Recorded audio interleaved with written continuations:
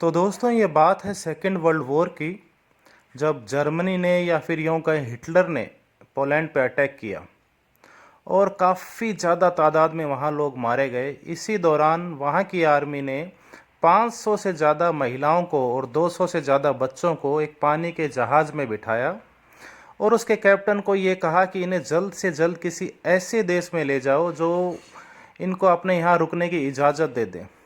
लेकिन पोलैंड के आसपास के किसी भी देश ने इनको अपने यहाँ रुकने की इजाज़त नहीं दी।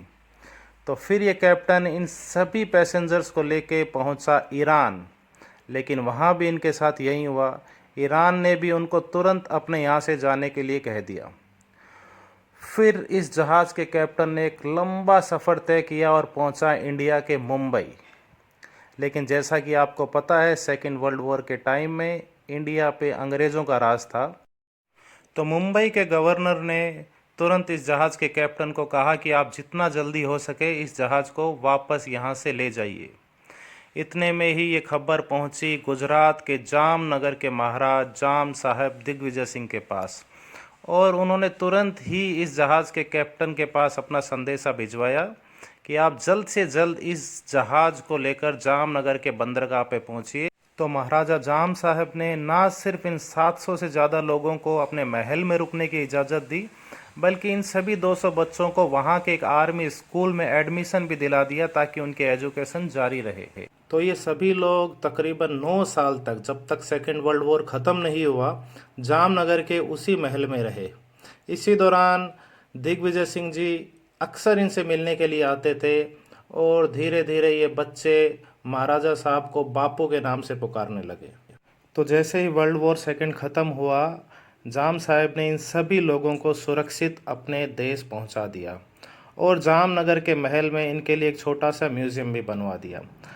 लगभग पिछले 100 सालों से इन सभी फैमिली से जुड़े हुए उनके फैमिली मेंबर आज तक हर साल इंडिया आते हैं और जामनगर के उसी महल में जाकर कुछ टाइम स्पेंड करते हैं। और उन सभी रेफ्यूजी बच्चों में से एक बच्चा आगे जाकर पोलैंड का प्राइम मिनिस्टर भी बना। तो पोलैंड की राजधानी वॉर्सो में काफ़ी सड़कों का नाम बदलकर महाराजा जाम साहेब दिग्विजय सिंह रोड रख दिया गया।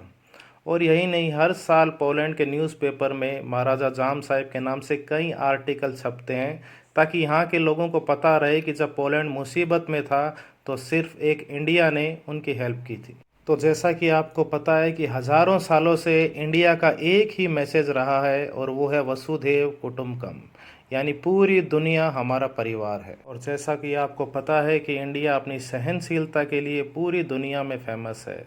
तो दोस्तों, इंडिया अपने रिच, टॉलरेंट, ह्यूमैनिटेरियन कल्चर के साथ हमेशा जिया है और इसी के साथ ही आगे भी जिएगा। आज इस घटना के बारे में पोलैंड और इंडिया में कुछ चंद 100 लोगों को ही पता है। इसीलिए आपसे ये रिक्वेस्ट है कि इस वीडियो को ज़्यादा से ज़्यादा शेयर करो ताकि देश और इंटरनेशनल दुनिया को ये पता चले कि हज़ारों सालों से इंडिया मुसीबत में फंसे लोगों की मदद करता आया हुआ है, चाहे वो किसी भी रिलीजन के हों, किसी भी रंग के हों या किसी भी देश के हों। Please like, share and subscribe my channel.